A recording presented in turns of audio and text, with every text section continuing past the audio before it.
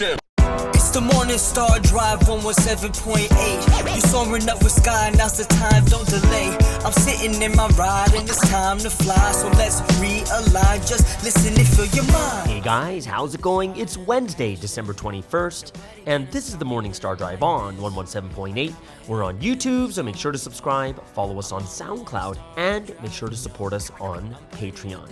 So what is happening on this wonderful Wednesday? We've got current news from around the world, the word study on the background of Jesus' birth, and health is happiness with Julius Miumo from Australia. All right, everyone, how are you doing? It is Wednesday, not a wacky, but a wonderful Wednesday, and super thankful for all of you joining us here on the Morning Star Drive. And, I'm curious myself, too. A lot of times I thought there was going to be some team's video, but instead it was moved to the head leader's message. So I'm not sure what's going to be tonight, so we'll find out soon enough tonight. I just want to remind everyone to keep liking and commenting. I want to hear from you guys, see how you're doing, and let's build the community. Let's build the platform for everyone to just comment, talk about what's going on in their life, comment on the things that I talk about, comment on other people's comments too. Would love to make this a great community for a lot of people. Tomorrow is Question Answer Thursday, so if you have any questions, please drop them in the comments or my DMs, and would love to help out as much as I can if I'm able to answer those questions. So here's something I saw an Instagram post from a member in the Philippines, and I think they're with their husband. Husband or like fiance or something like that, right? And the husband, I think they're at Disneyland, and their husband is in sports clothes, like totally what I would wear. And the girl who posted it is dressed to the nines, right? And I was like, in the Instagram, I commented, like, why are girls dressed so much better than guys? And then she commented back and said, well, can you explain the guy side to me? And for me, I can only talk about what guys are really thinking or what I would be thinking, because, guys are different too. But I said I would rather be comfortable, right? And not trying to impress anyone, not trying to wear the best clothes, whatever it is. I just want to be comfortable. And that's what makes me feel comfortable. That's what makes me feel good, is when I'm comfortable. And I was thinking to myself, but why would girls dress that way? And my feeling, just in my head, is that girls feel more comfortable when they are pretty. Even though it might be uncomfortable, to put on heels and all the other different things like that. But I think girls in general just feel better when they're pretty, right? I'm not sure, though. You guys can girls can write in the comments below. And guys, too. I know some guys who like to dress up. Personally speaking, I like comfort. The reason why I like Malaysia so much, the weather is like 32 to 34 degrees every day, hot and humid. And I can wear slippers, shorts, and a t-shirt every day. And if I had it my way, I would not be wearing a shirt. That's just me. That's how comfortable I would love to be, right? So, but it seems that girls are always dressed way better than the guys. And my feeling is this too. My feeling is when a guy is chasing after a girl, right? When a guy's chasing after a girl, he wants to impress her. So because he's trying to impress her, he dressed nice and, does everything's really, really well. But once he gets married, or once he has that, has his goal fulfilled, then he doesn't need to try anymore. Like, that's kind of the thing, because guys are very goal-oriented. That's kind of what we're like. Like, we've got the goal, we know exactly what we want, and now that we've got there, we're done. Right? So we can just dress down and this girl has to accept me for who I am, that type of thing, because I've courted her and I've chased her for so long. And I think it's because guys are goal-oriented, right? And girls are obviously more emotional, more feelings-wise, not just generally speaking, not all, right? Generally speaking. And girls will always be dressed up better. They look nicer. They have the makeup. Then in their purse, they have touch-up makeup, especially when pictures about to happen. They have more foundation or oil, the oil paper, stuff like that too. And it's interesting because whenever I look at a picture with a girl and a guy, it's that the girl just stands out like crazy and the guy is just dressed down. He's kind of looks like he's not even in the picture kind of thing, right? But either way, the only reason I recognize the guy in this member's picture was because she mentioned the guy. That's the only reason, right? But when you look at the girl, it's like, wow, she's dressed up. And the guy's maybe some guy in the background. And the only reason I recognize the guy is because she mentioned the guy. Oh, here's the love of my life or whatever. It's oh, okay, But I was just kind of wow, that's so interesting that, just the difference in psychology between guys and girls. But guys, you guys can comment. I would love to hear from the girls' perspective too. Why they dress up so nice, pretty and stuff. And I know that there are some girls that don't really dress up to the nines, like, like pretty dress, stuff like that, but they're still way more dressed up than the guys. They got the makeup, everything else. Guys don't wear makeup. And yes, there are some guys today wearing makeup, but honestly, in general, guys don't wear makeup. Like for me, I have my skincare regimen, and also just like 3 days ago, I got my eyebrows threaded, right? And it's not like I'm getting shaped. I'm just kind of cleaning it up on the all the extra pieces of hair and stuff like that, making sure that it doesn't look unruly, right? And I would say I do a lot more than the regular guy. Regular guys don't do that type of stuff. Like they don't. Right? They're not worried about their eyebrows. I look at my dad. My dad's always got this one super long eyebrow that starts from the middle, in the middle of the eyebrow, and it curls and it goes all the way. And everyone notices that one long eyebrow. And I'm just like, Dad, you gotta cut that off. He's like, no, it's good luck. I'm like, God, there's no such thing, kind of, So when I was looking at that, I was like, guys don't really care. Like even my mom, she's 70 and she still dresses way better. Of course, at home, she's very, very comfortable. When she goes out, she's dressed. Like with the stuff that she wants me to buy her when it comes to like her birthday, stuff like that, I will buy her the thing that she really, really wants. And it's like the nice shoes or a nice sports clothes. So when she goes out with her friends, she's wearing nice sports clothes, that type of thing. So I'm just like, yeah, it's so different. Like for me, I'm like going, man, can you get me that nice shorts? Nice sports shorts, and it's only because it's comfortable. And a lot of them is not because it's nice. It's just because like, oh, it is nice to me, and like, oh, I want those shorts. Oh, I want those like for me, the more expensive things I would probably buy, but not nowadays at this age, but it's like shoes and stuff like that. But I'm totally I only have two modes of dress that I like. It's either super, super comfortable in my sportswear, or it's like Sunday service clothes in a suit. And I really don't like anything in between. Of course, I do have those clothes, but I rarely wear them. But either way, that's just an interesting topic that I thought was quite interesting. And if you're a girl or a guy out there, let me know why guys dress. I told you my reason. We just want to be comfortable. But why is it like that, right? Why do girls dress up so much better than the guys? Either way. And I had this other topic I've been asking some people around, okay? So don't ask why I'm asking these people. Don't ask, the reason behind it, right? You know what it means when I say don't ask, right? So I'm asking a lot of blessed families, whether new or old. I ask them about what they went through, about when they went through the blessing, how important was the outer appearance and the looks? How important was it, right? And girls, I'm going to be honest with you guys, when I talk to the girls, right? Because I'm just like going, girl, how much does it matter? And the girls are like, well, it's important, but not really that important, right? And one girl even said, as long as they're not deformed or hideous, right? And that made me spit out my coffee. I was like, what? Like, what kind of standards is that? But then they're like saying, in the end, it's not really that important.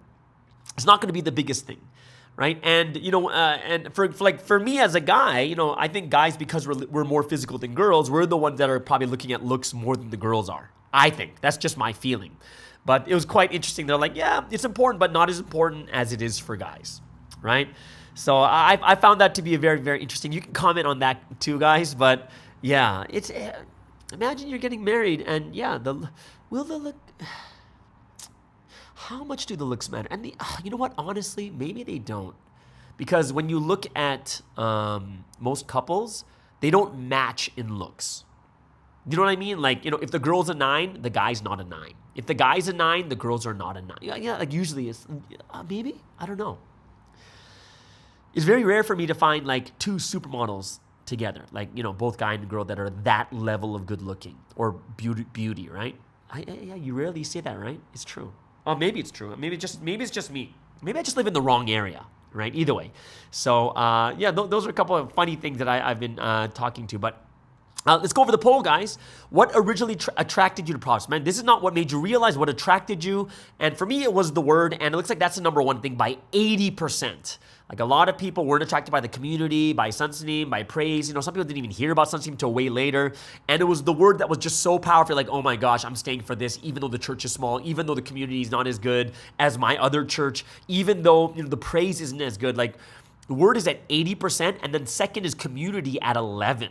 So you're looking at word at 80%, which means that 91% is in two categories. 4% is Sunsteam, and that's mainly probably because a lot of times you're not going to hear about Sunsteam very often from the very beginning. And last was praise. Praise and other was at 2%, which also makes sense to me too. But yeah, it's quite interesting to see this, that the word is the thing that originally attracted us, which is kind of cool because it kind of shows how much the word plays such a big role, that 80% of the people are attracted by the word itself, how much better we need to be at presenting the word or teaching the word too. Those of you guys don't know, the video already came out. It came out yesterday. So the video is out. It's my testimony of me breaking my window and this time of the year, this end of the year, what we should be doing. So I really hope that all of us, that you guys can help out with the Espresso with Sky channel. Go ahead, like, subscribe, hit the notification bell, and leave a comment. And those things will be plenty to push the algorithm more and more. All right, so let's get into the featured artist of the day. Let's listen to some member music from around the world. And we're going to start off with, now we haven't heard this person in a while. It's Bok from the Paper Music Associates in Korea. And this song is called True Story, and it's featuring PGY. So we haven't heard him in a while, so we're going to listen to this song. And then we'll have Kuma-chung from Japan with The Greatest Blessing 2022. And we'll end things off with Youngse's latest song, I'm Proud of Us. That's Youngse from South Africa.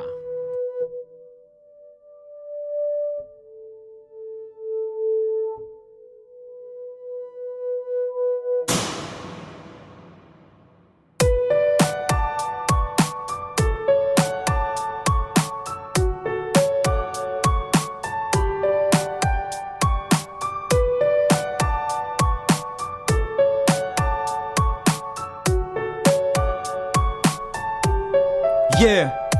반에서 잘 나갔어 나중 학교 다닐 때 애들 앞에 나서는 게 매일 반복됐던 하루냐 선비 앞에 선 고개 숙여 인사해 수업했던 땐 고개 푹 숙여 시간 때워 공부 따윈 잘해봤자 형과 비교돼 쟤 누구 동생이란 소린 귀에 박혔네 두개골을 강타해 그게 싫어 계속 다른 나로 바뀌었네 선배들과 알게 돼 강요당한 불량 서클 그러면서 산에 불려 친구들과 구타 당해왔어 정말 엄마한테 말 못해 내 맘 한켠 묻혀있던 주께 편지 써보니 주님께 편지 보낸 이후 주민신고 받고 경찰 출동해 선배 잡았고 어둠 속 그곳에서 꺼내준 내 주께 감사해 그 삶을 배워가네 yeah.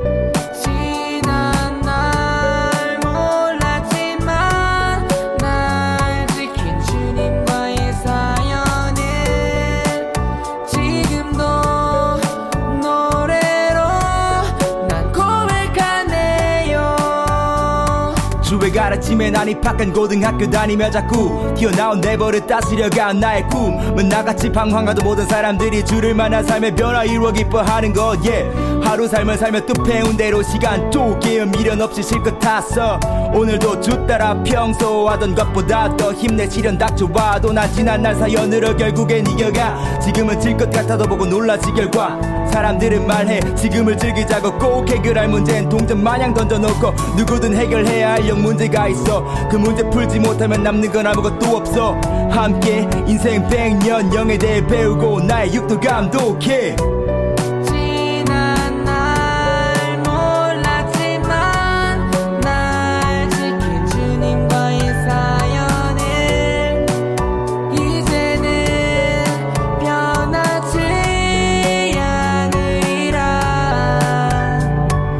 생각만 앞세우다 끝나버릴 뻔했어 세상 최고 재벌이라도 때는 못 나가 참 안타까운 일이지만 방도는 있어 신의 생각대로 사는 것 묵은 양식은 희마리가 없지만 난 새 양식 먹으니 바로 힘이 나 이젠 나 놓치지 않아 내 인생 한때뿐 더 많이 배우고 또 가르쳐 줄래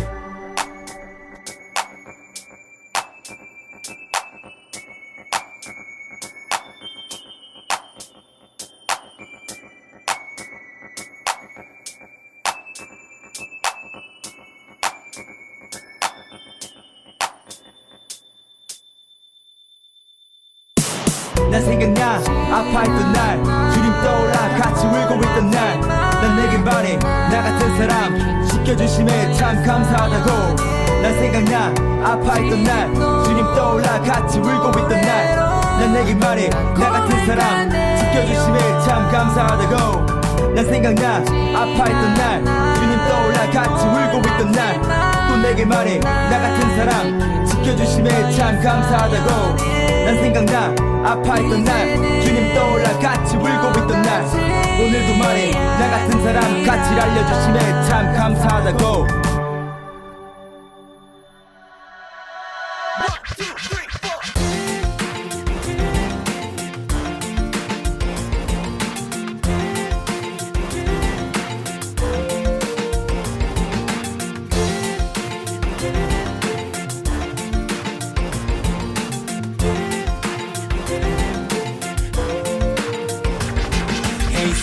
もう終わり令和の時代成長下から戦う時代うまくいかないうまくやれないことが多いけど決して諦めないあれから7年の月日が経ち巻いた種は少しずつ芽を出し今すべて捨てらいざらいあなたに告げて Be alright どんなに険しい道のりでも果てない壁に阻まれても It's fly away Fly away 天高く頂上目指す観難の波が押し寄せてもこんなに愛が溢れてるから立ち上がれ立ち上がれ一人じゃない It's your love 最高の祝福得る時代愛そうこれからの未来に期待世界はまだまるで瞑想未来永劫したくない戦争この時代に訪れた平和最も大きな愛をくれたメシアただ確信してずっと愛そう感謝が溢れる死の栄光どんなに険しい道のりでも果てない壁に阻まれても It's fly away Fly away 天高く頂上目指す観難の波が押し寄せてもこんなに愛が溢れてるから立ち上がれ立ち上がれ一人じゃない青が主の愛とその恵み忘れないで御言葉を行って御言葉を通し全てに勝って主の軍隊となり黄金の城へ前進する主と共に溢れる祝福をくださった惜しみなくくださった主に感謝する永遠に主のそばで生きられる夢ではない現実主を愛します最高の祝福をくださった心は天国です感謝します主と輝く歴史なそう私を使ってください愛してます愛してます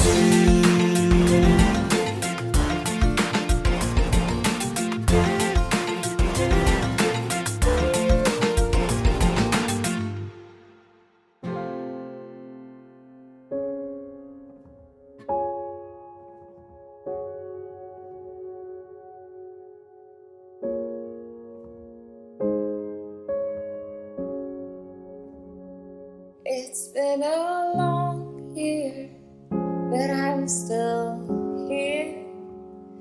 Feels like a long time, had a lot on my mind.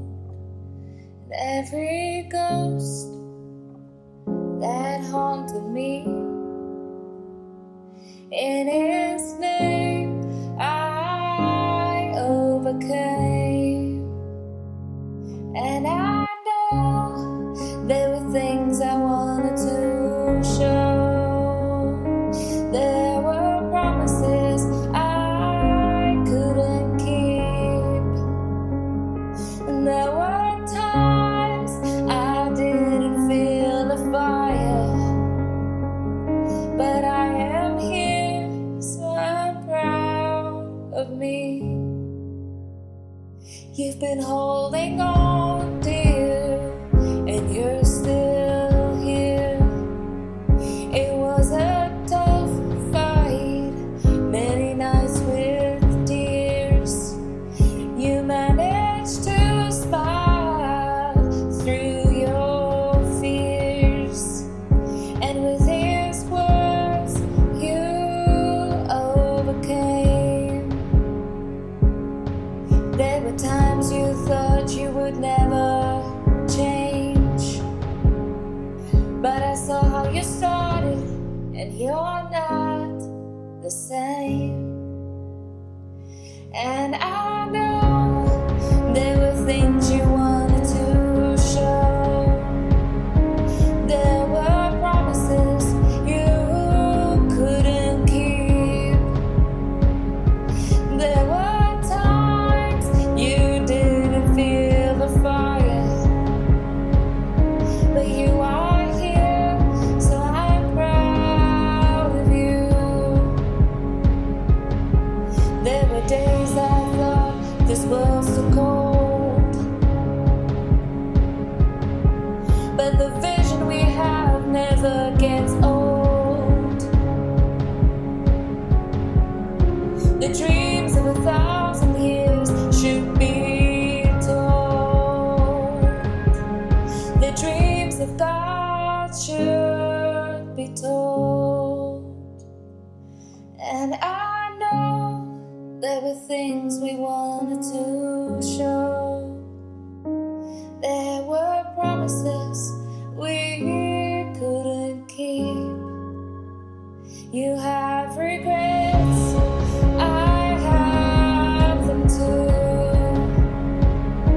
But the purpose we're holding on to, yeah, the purpose we're holding on to, we're cut out to do. We're cut out to do. And there it is. That is Youngse from South Africa with I'm Proud of Us. Before that, Kumachung from Japan with The Greatest Blessing 2022. And of course, featured artist of the day. That is Bok from PMA in Korea with True Story featuring PGY.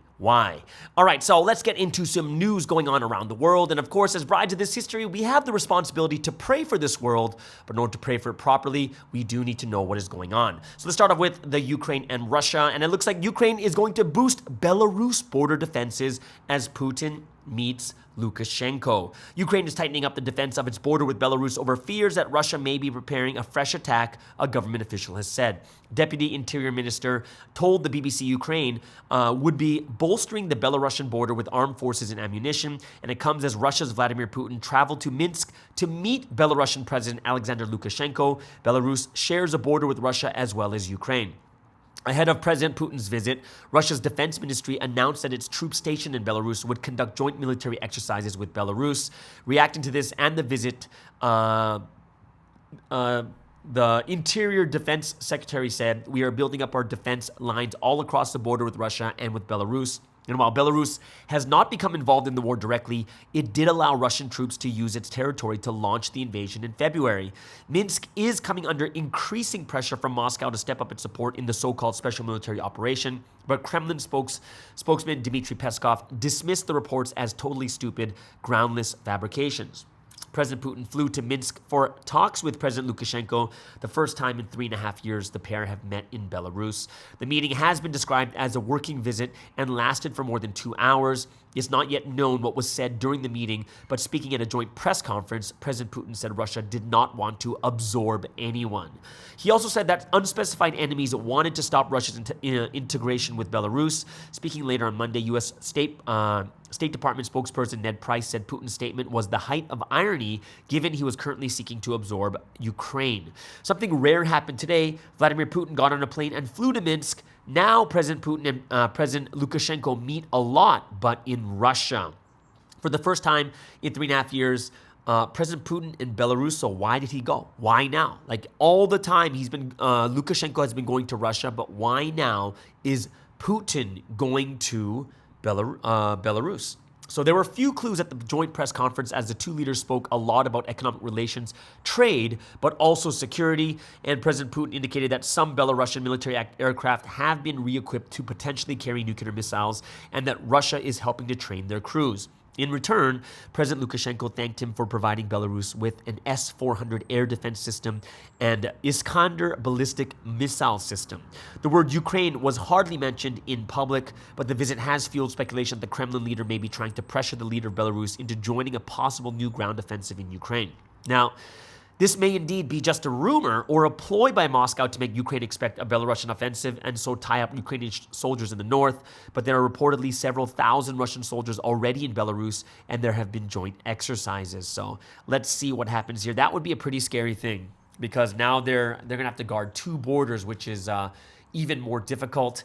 But I find it quite interesting because, Ukraine is being helped by the entire Western world. And then now, it's interesting to see like the sides that are turning on here. It's like China, Belarus, and some other countries like this that are working with Russia. But we'll see what happens here. And I think also, is it Iran? Iran's working together with Russia also.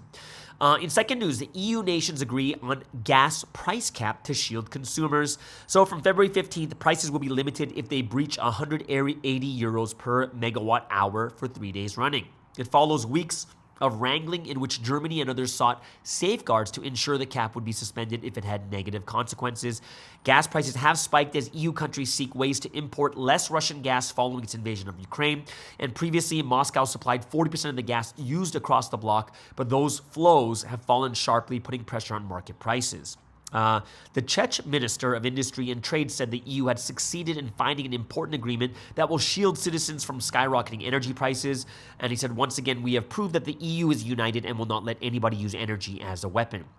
Now, in a statement, Kremlin spokesperson Peskov once again called the cap unacceptable and said it was an attack on market pricing. The cap comes after Europe's benchmark price for natural gas delivered via pipeline briefly surged to nearly 340 euros per megawatt hour this summer, more than 3 times what it is now. Now, it's temporary and will last for a year, the European Council said, and once the cap is activated, gas across the bloc will have to be sold at a level equivalent to a below the global price of liquefied natural gas, LNG, plus 35 euros. And this will last for at least 20 working days, the council said. And although the cap could be automatically deactivated if prices fell again, the measure has been months in the making, with EU governments starkly divided on how to implement it.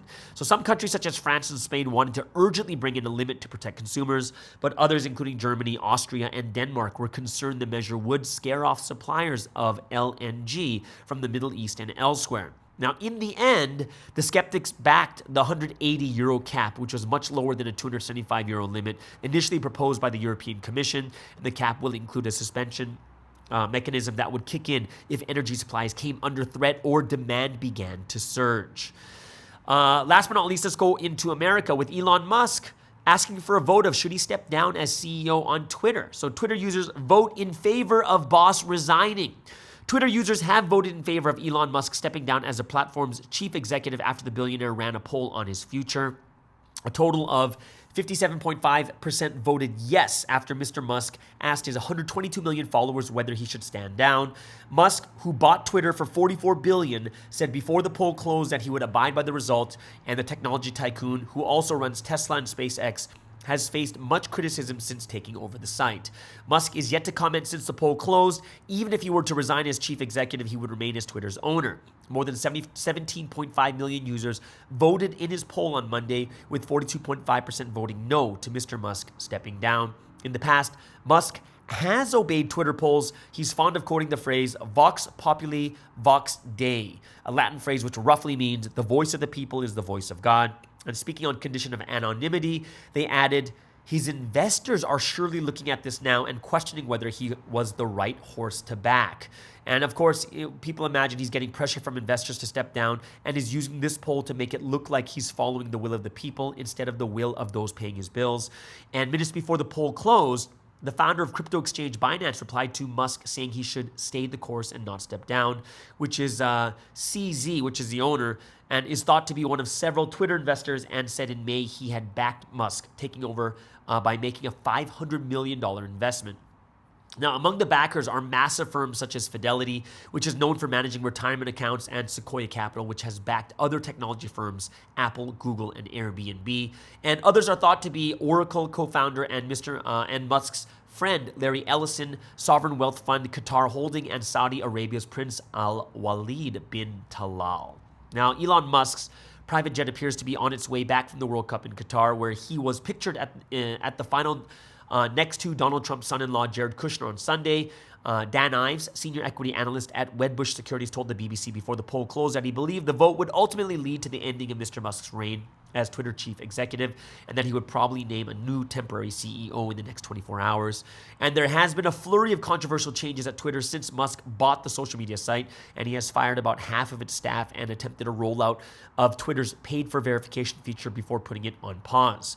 The feature was relaunched last week, and he has also been criticized for his approach to content moderation, with some civil liberties groups accusing him of taking steps that will increase hate speech and misinformation. On Friday, Musk was condemned by the United Nations and European Union over Twitter's decision to suspend some journalists who cover the social media firm, and the UN tweeted that media freedom is not a toy, while the EU threatened Twitter with sanctions. After starting the poll, Musk tweeted, "As the saying goes, be careful what you wish, as you might get it." And he later added, "Those who want power are the ones who least deserve it." So Mr. Ives also said he believed Musk had realized he cannot balance between being the boss of Twitter as well as Tesla and space rocket firm SpaceX. So the biggest problem is the more controversy he creates, advertisers leave and they run for the hills, and that's 90% of revenue for Twitter, he said. So that's going to be quite interesting to see what's going to actually happen over the next couple of days. And yeah, it looks like he is someone who keeps his word, and I think he will step down. And I think it was more of a strategic thing. Like, he knew that he was going to step down already, but he did it in a way where he's going to listen to the people and make him look better, right? So once the poll finished, Tesla's share price rose about 3%. About around $154 each on U.S. stock markets in early trading on Monday. However, they have lost nearly 60% in value this year. So that is the top 3 news around the world. Let's get into some sporting news.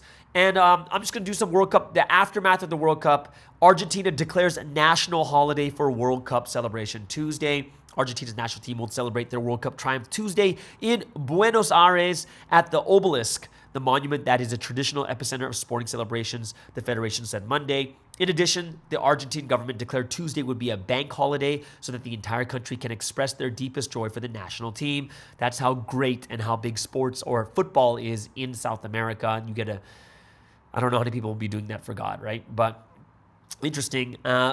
In other World Cup news, Brazil is still ranked number 1. FIFA's number 1 despite Argentina winning the World Cup. Argentina will not take over at the top of FIFA's world ranking this month, despite defeating France to win the World Cup for the first time since 1986. South American rivals Brazil have held the number 1 position since February when they deposed Belgium at the summit. But even though the Selecao failed to make it past the quarterfinals, Argentina's results haven't been enough to overtake them. Also, France. France's Karim Benzema retires from international football after World Cup final defeat. Karim Benzema has announced his retirement from international football on his 35th birthday, just a day after France suffered a heartbreaking penalty shootout defeat to Argentina in the World Cup final on Sunday. The 2022 Ballon d'Or winner missed the tournament in Qatar with a thigh injury and later declined an invite from French President Emmanuel Macron to attend Sunday's final at Lusail Stadium. But one person who's not retiring is Lionel Messi. And he says he won't retire from Argentina after World Cup title win. He said he will not retire from international football after scoring twice as Argentina lifted the 2022 World Cup in a thrilling penalty shootout victory over France on Sunday.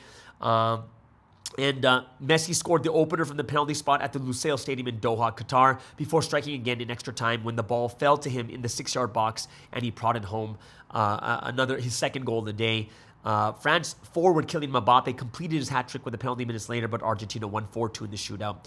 And Messi, he says that, guess what? Oh, he also broke a record, 26 games in the World Cup competition. No one's got more games than him, right? And but he also confirmed this will be his last World Cup. But after winning his only major honor that eluded him in his trophy-laden career, Messi told the news that he intends to continue playing for Argentina a little while longer.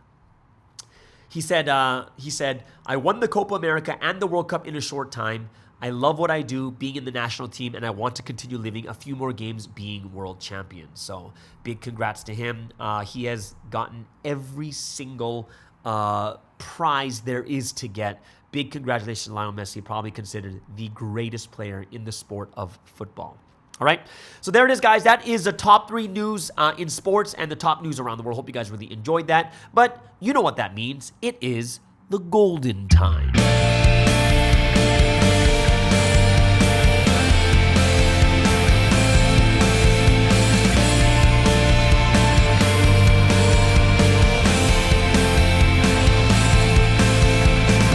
And yes, this is the golden time, a time of praise and worship to the Holy Trinity. I hope all of you guys are looking forward to giving glory to God and the Holy Spirit. So, what are we going to praise and worship today? We're going to do some Christmas Providence songs. So we're going to start off with Eternal Love Has Come, and then The Owner of Prophecy, and we'll end things off with Winter Songs. So as one body of the Morning Star Drive, let's spend this time giving praise, honor, and glory to the Holy Trinity.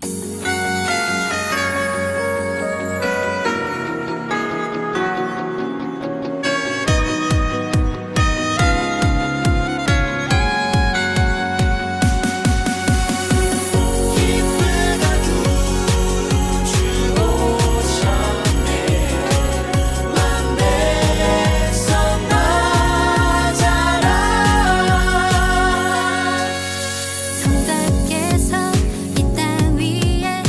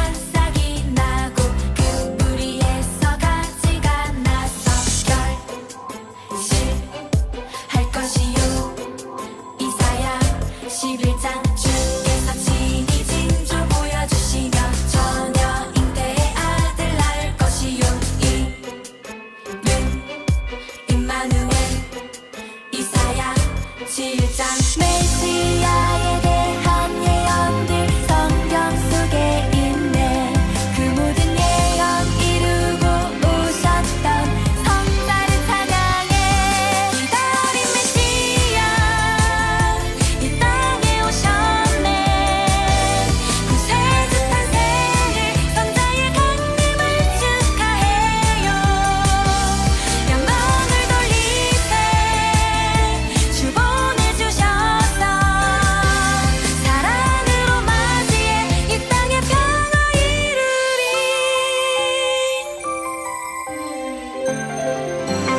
영호와 빠른 구름 타고 임하심 인자 같으니 하늘 구름 타고 온 이사야 19장 다니엘 7장 여호와 불의 옹이 되어 강림 그때 여호와께서 불과 칼로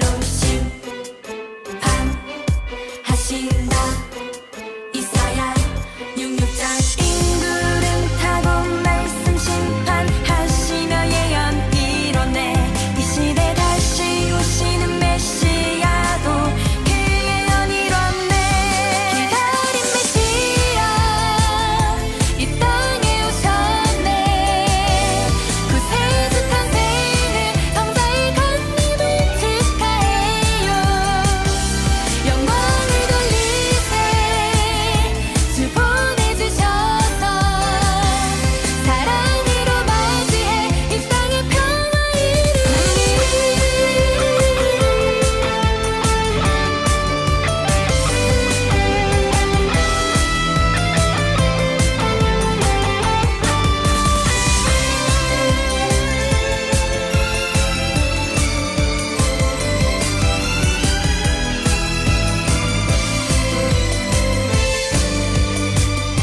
하늘은 영광 이 땅 위에 평화. 구세주 탄생을 성자의 강림을 축하해요. 영광을 돌리세 주 보내주셔서 사랑으로 맞이해 이 땅에 평화 이루리. 예언의 주인공이 주님을 사랑합니다.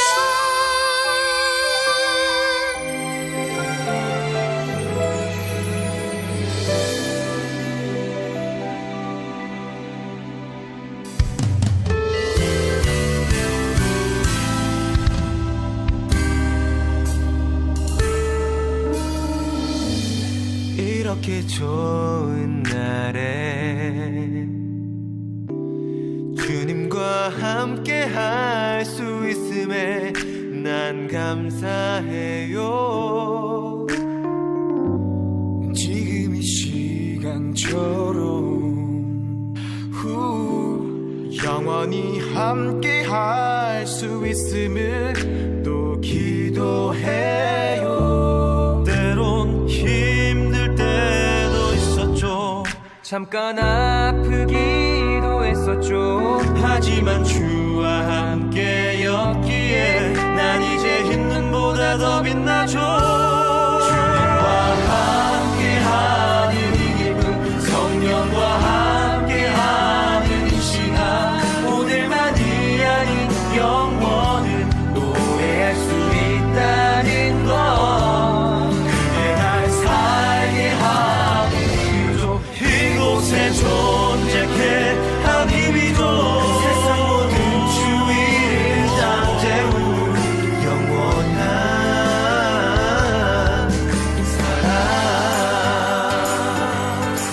Yeah, yeah.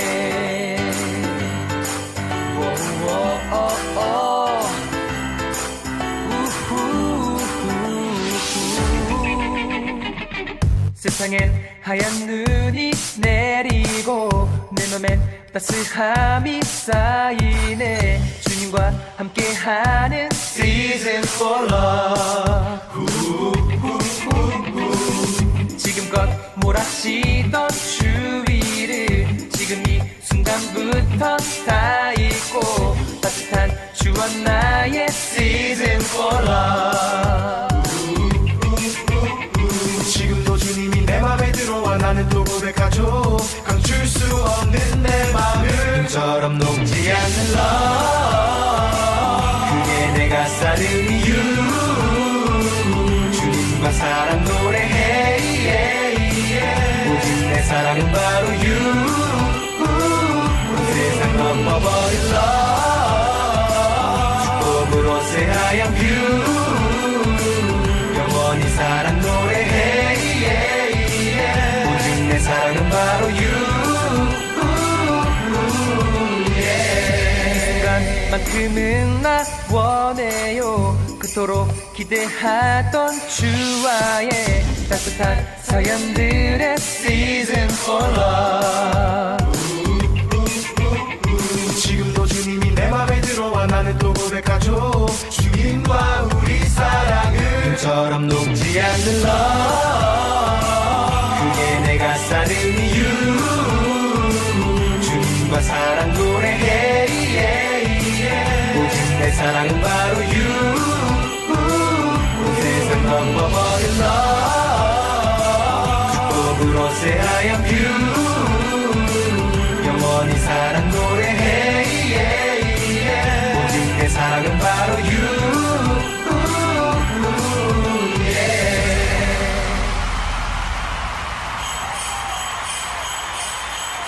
주님과 함께하는 시간에 소리쳐 박수쳐 이 리듬에 맞춰 주님과 함께하는 시간에 소리쳐 박수쳐 이 리듬에 맞춰 세상에 산타가 있다면 내겐 주님이겠죠 내가 루돌프가 된다면 나라서라도 늦게로 갈래 Just a minute, wait a second 나 이제 주님께로 가 Wanna see you, gotta meet you 이제 주님께로 달려간다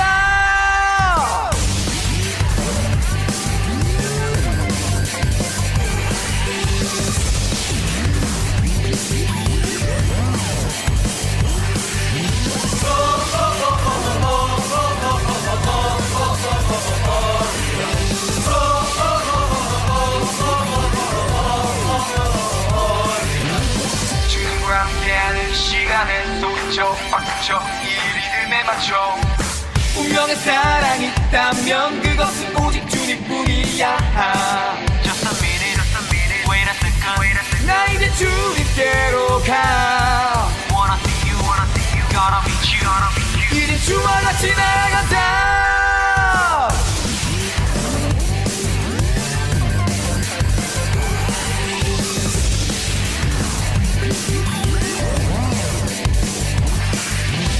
주님과 함께하는 시간에 소리쳐 박수쳐 이 리듬에 맞춰 주님과 함께하는 시간에 소리쳐 박수쳐 이 리듬에 맞춰 주님과 함께하는 이 시간에 소리쳐 박수쳐 이 리듬에 맞춰 주님과 함께하는 이 시간에 소리쳐 박수쳐 이 리듬에 맞춰 주님과 함께하는 이 시간에 소리쳐 앞으로 다시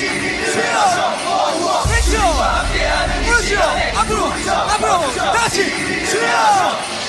주님과 함께하는 이 시간에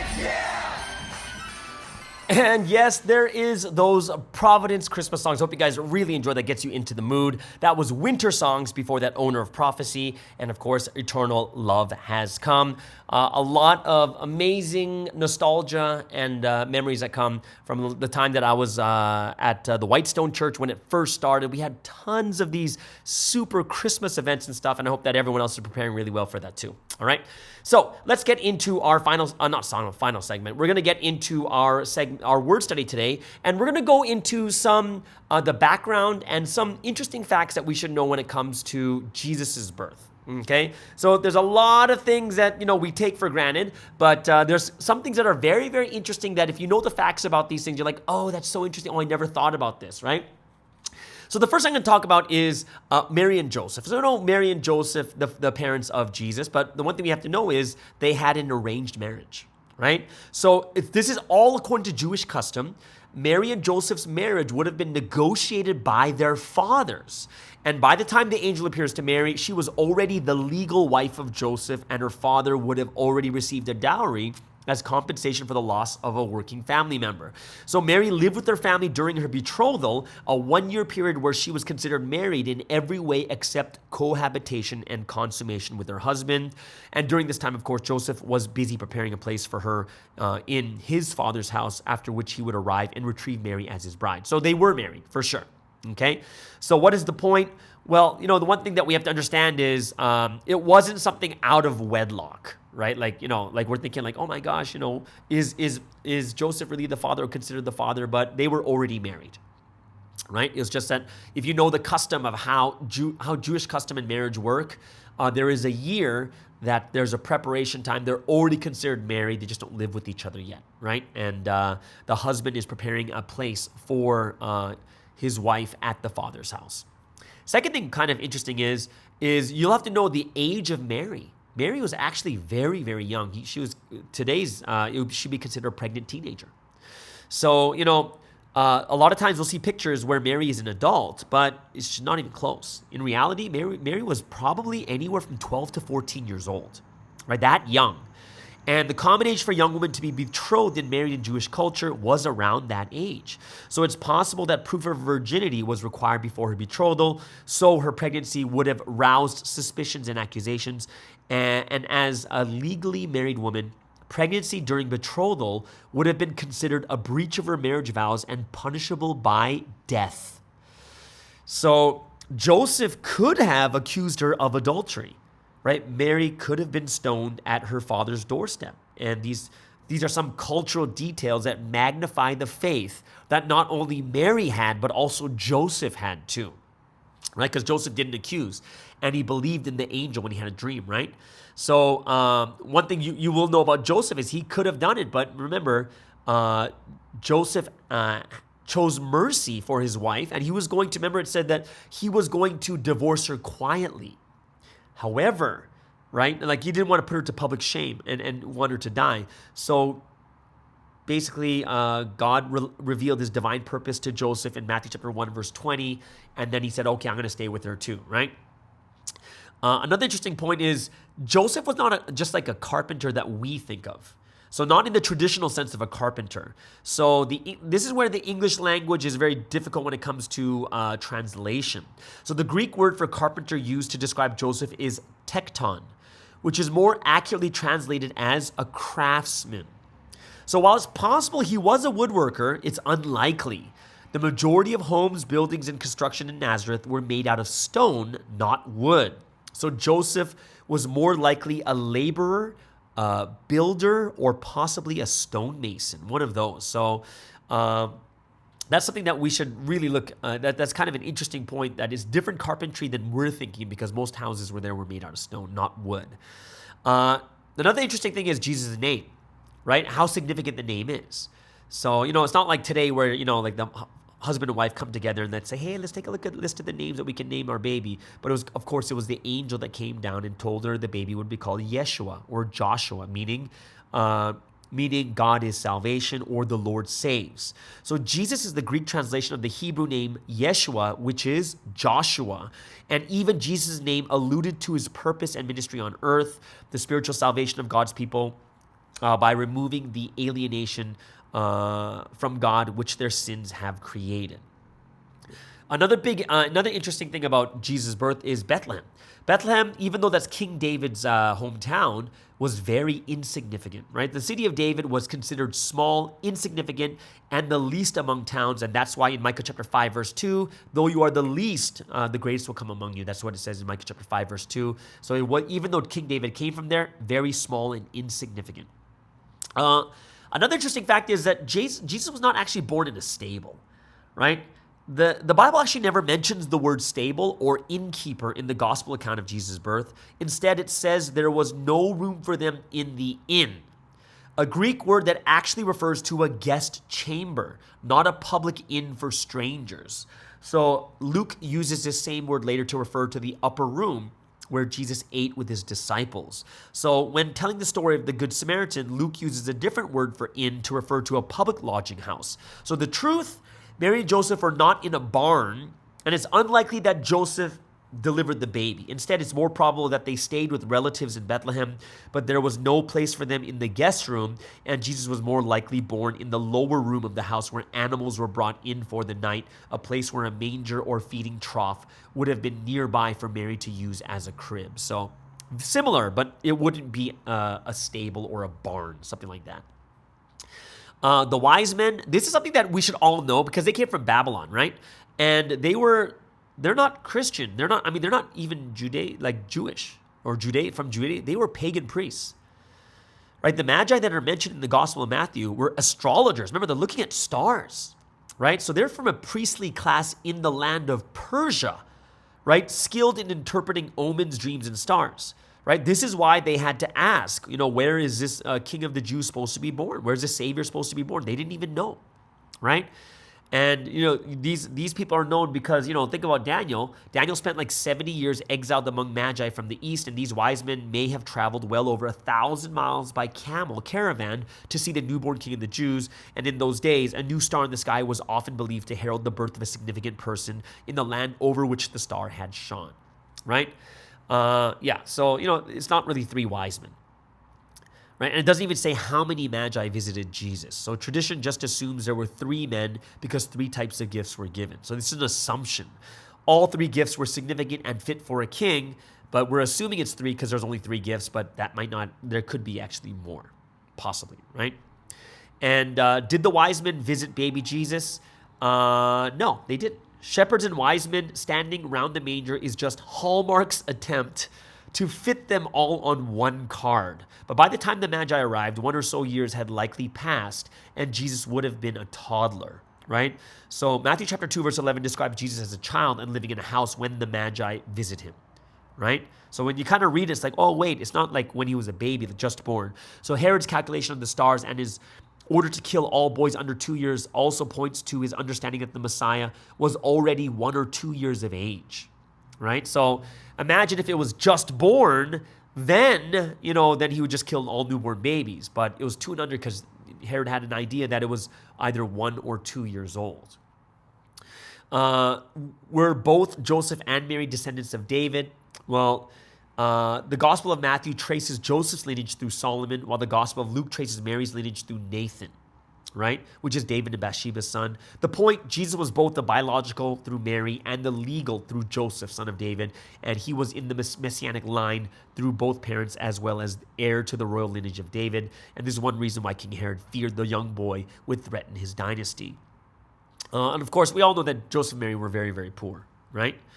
And probably one more thing that would be kind of cool is, well, this is something that we all know, and it's just kind of a reminder, is Jesus wasn't born December 25th, right? He wasn't even born in the winter, for that matter. So Jesus was likely born in the spring when shepherds were watching over flocks by night. So that's the hint, because the little lambs were being born. So the exact day of Jesus' birth is unknown. It wasn't until the 4th century that the Roman Catholic Church decided to celebrate the birth of Jesus and chose December 25th as his birthday, the same day Rome celebrated winter solstice and the birth of their gods with pagan festivals. So to this day, it is actually Easter, not Christmas. That is Christianity's most important and celebrated holiday worldwide. Okay, so these are kind of the historical cultural details of Jesus' birth, right? And it's not, these are a lot of things that are more interesting than, oh, this ruins our Christmas, but I hope it's something that a lot of you can take a look at and understand the situation even more deeply when you look at these different details, all right? So there it is, guys. That is the word study for today, talking about the background, historical background, and cultural situation of Jesus. So we're going to get to another Christmas song, the song of choice on this English Wednesday. One of my favorite singers is Whitney Houston, and great song. Listen to the lyrics. This is Who Would, and kind of takes a perspective that how can you imagine that this baby boy would turn into the Messiah, the Savior of all mankind. All right. So now that we are fully in the Christmas mood, one thing that is very, very important to us too is also our health over these holidays. No one gains weight. No one eats too much. Everyone continues to exercise and such. But we're going to go into today's segment of Health is Happiness with Julius Miumo, and he's going to talk today about longevity, all right? So everyone, please welcome all the way from Australia, Julius with Health is Happiness.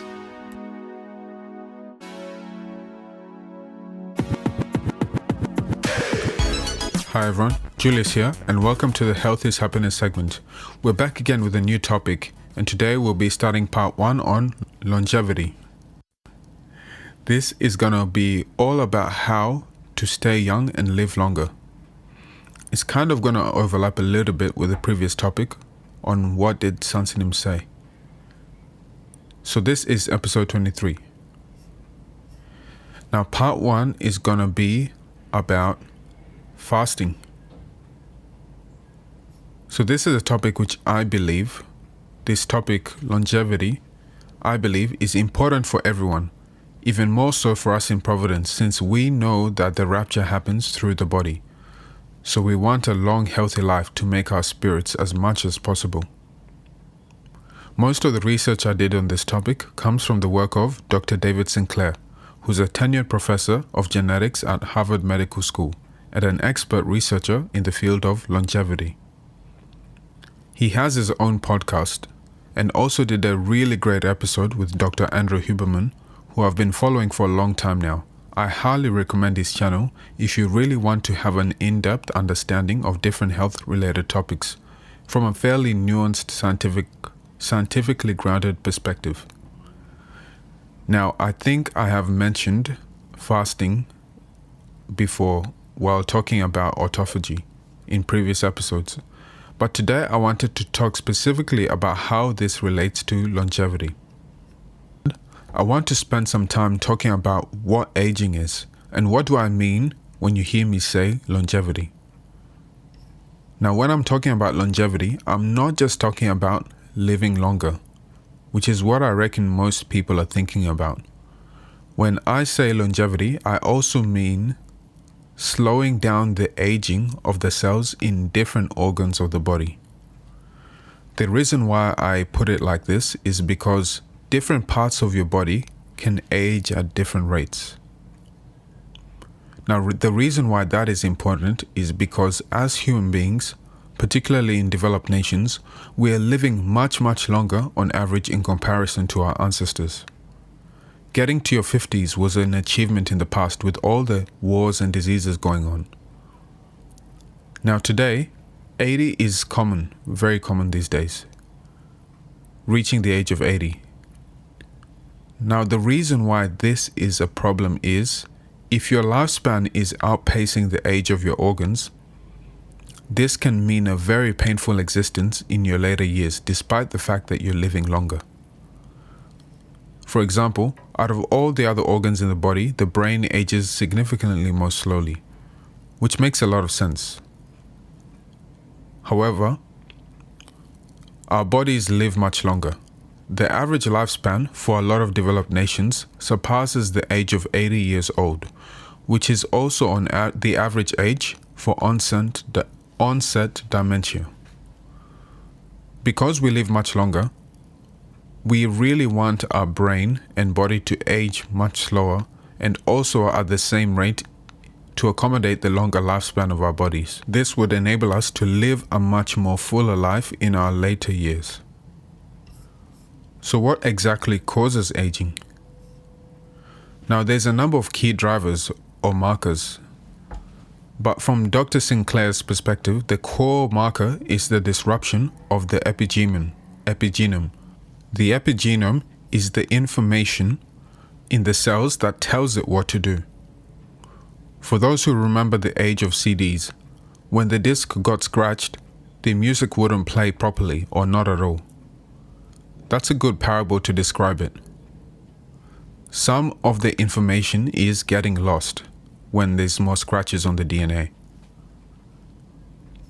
So the more the CD is getting scratched, these cells do not do what they're supposed to do. According to Dr. David Sinclair, this is the main driver of aging, and the other markers are mostly derived from that main process. Over time, the DNA in the cells are becoming damaged. Thus, they can't give the proper instructions to the cells, which leads to aging and diseases. For example, cancers and tumor cells grow out of mutations in the DNA caused by damage. So what does fasting and autophagy got to do with any of this? Before I go into that, I want to talk a bit about what Sansanim said. In 2014, 14th of May, Sansanim gave this Wednesday message called you have to live like the Holy Son. Then your constitution will agree, and so you will live with him. As you can get in this message, he was talking a lot about constitution, and he gave the following proverbs. People think and take action according to their constitutions. Because I have not eaten breakfast for many decades, now it doesn't agree with me, even if I eat a splendid table of delicacies in the morning. In fact, not eating breakfast is healthier for me. This is constitution. Eating late at night is not good for health. However, because you keep eating late at night, it has become your constitution, and so you can sleep because you feel empty if you do not eat. I'll pause there and let's talk about this for a sec. So Sansanim has been skipping breakfast and also not eating late. So in a sense, he has been intermittent fasting for a long time now. I don't know if that's still the case or if he's made modifications to his diet after coming out in 2018. From what I recall, I think he was eating 2 small meals and a few snacks in between, but I'm not sure exactly. Nonetheless, for long periods of time, he's doing an intermittent fast. What are the benefits that result from this in terms of longevity? Let's take a look. Well, in the 21st century, in this modern day and age, we have come to have this lifestyle of 3 square meals per day, with companies selling us snacks in between. However, counterintuitively, not experiencing hunger is really bad for longevity. The animals that live the longest are the ones that don't eat all the time. And it's not just a small improvement. In fact, it's 30% longer, according to the medical literature mentioned by Dr. Sinclair. There was a study done that he referenced, published by another medical researcher at the National Institute of Health. What he did was take over 10,000 mice and gave them different combinations of fat, carbohydrate, and protein. And he was trying to figure out what was the best combination of food. And then he cleverly also had another group. And this group was fed all the time and ate as much as they wanted, and the other group was only given food for an hour. And it turns out they ate roughly the same amount of calories. Because in the 1 hour, those mice were stuffing their faces. In the end, it turned out it didn't matter what diet he gave them. It was only the group that ate with that 1 hour window that lived longer and dramatically longer compared to the other group. So Dr. Sinclair came to the conclusion, and given that mice are very similar to us metabolically, that it's not as important what you eat, but it's when you eat during the day. Of course, as long as you're not consuming something toxic to the body. What you eat still does matter, and doing them both will give the most benefits, but we'll talk about that later. So what happens when you don't eat for a long period? Firstly, insulin drops, and another molecule called IGF-1 is downregulated. When this happens, these longevity genes called sirtuins are activated.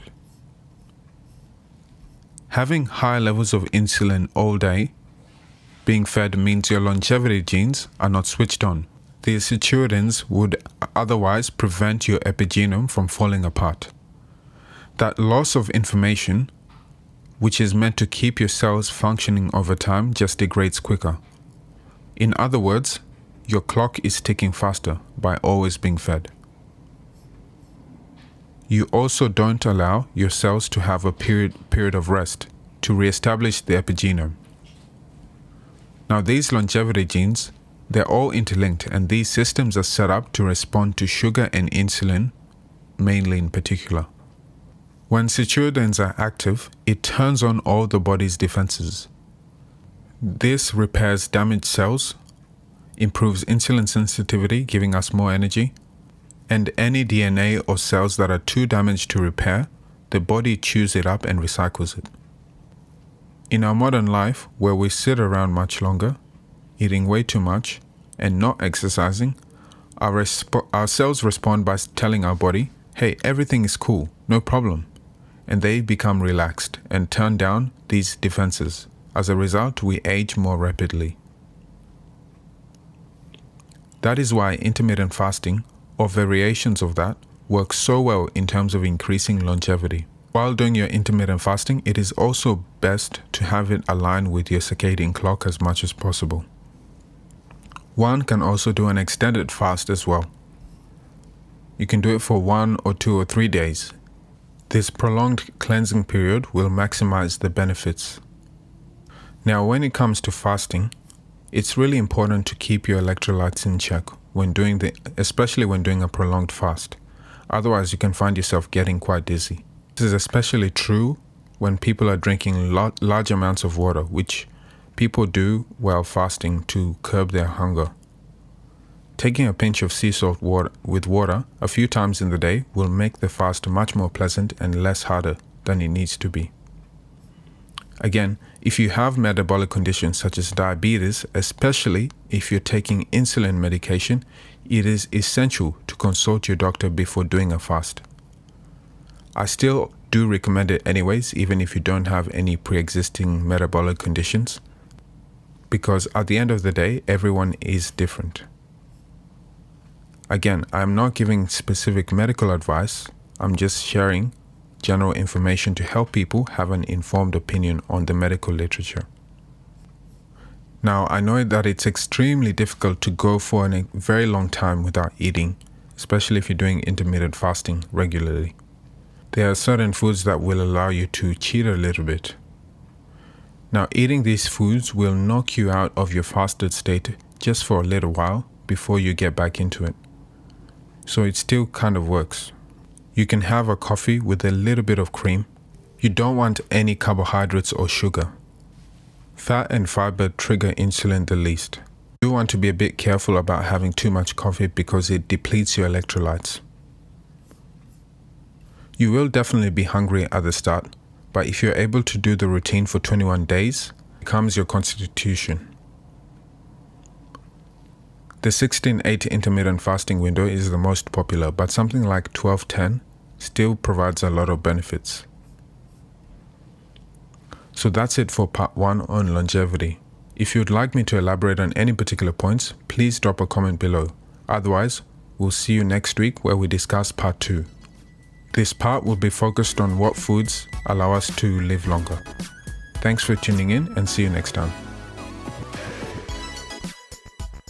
And thank you so much, Julius, for another wonderful episode of Health is Happiness. And he is doing such an amazing job. I'm sure a lot of you guys are really moved and inspired, and I hope that he can continue to do an amazing job. One more episode for 2022, and hope all of you guys are looking forward to it. Make sure you leave a comment below to just make sure that you encourage him and help him out. Pray for him so that he can do more and more better each and for the coming year of 2023, all right? So there it is, guys. That is the last segment for today's wonderful Wednesday podcast. Hope you guys have an amazing service tonight, and we'll see you guys again tomorrow on the Morning Star Drive on 117.8. It's the Morning Star Drive 117.8. You soaring up with sky, now's the time, don't delay. I'm sitting in my ride and it's time to fly, so let's realign. Just listen and feel your mind. I'm burning with desire and the passion. Nobody can stop me when I'm like this.